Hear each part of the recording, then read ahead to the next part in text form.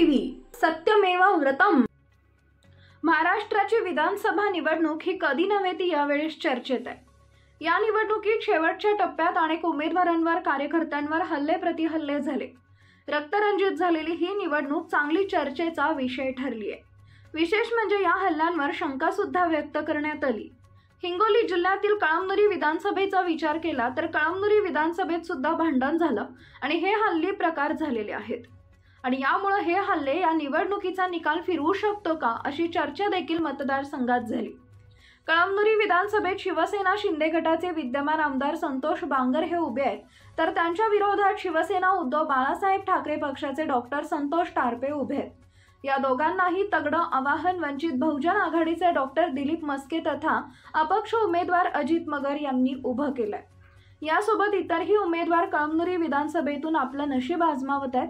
वाकोडी इथं शिवसेना उद्धव बाळासाहेब ठाकरे पक्षाचे उमेदवार डॉक्टर संतोष टारपे यांच्या प्रचार वाहनांवर दगडफेक झाली व कार्यकर्त्यांना मारहाण केल्याचा आरोप करण्यात आला।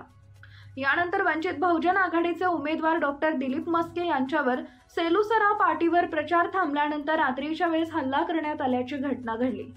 या प्रकरणातही गुन्हा दाखल करण्यात आला।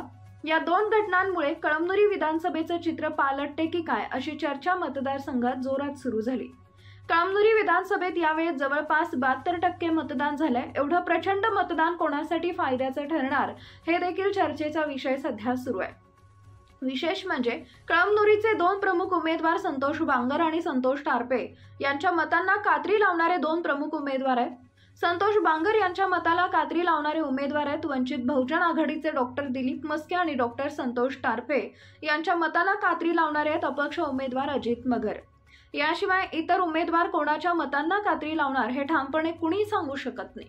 मागील निवडणुकीत अजित मगर हे वंचित बहुजन आघाडीकडून उभे होते आणि दुसऱ्या क्रमांकावर त्यांनी मत मिळवलं होतं। यावेळेस ते दुसऱ्या क्रमांकावर राहतात की पहिल्या क्रमांकावर राहतात?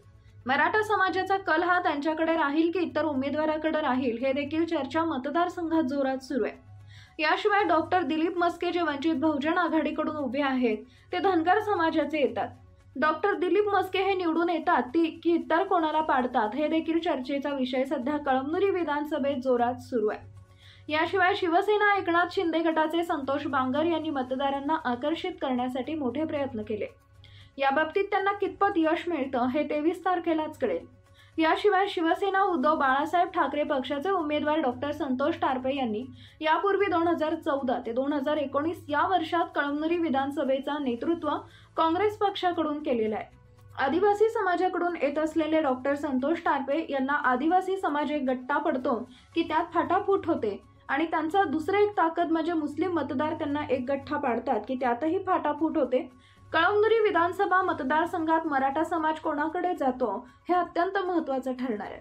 या बाबींवर संतोष टारपे यांचा विजयरथ अवलंबून आहे। याशिवाय कळमनुरी विधानसभेत झालेले हल्ले तथा भांडण हे देखील विधानसभेच्या निकालावर प्रभाव पाडू शकतात।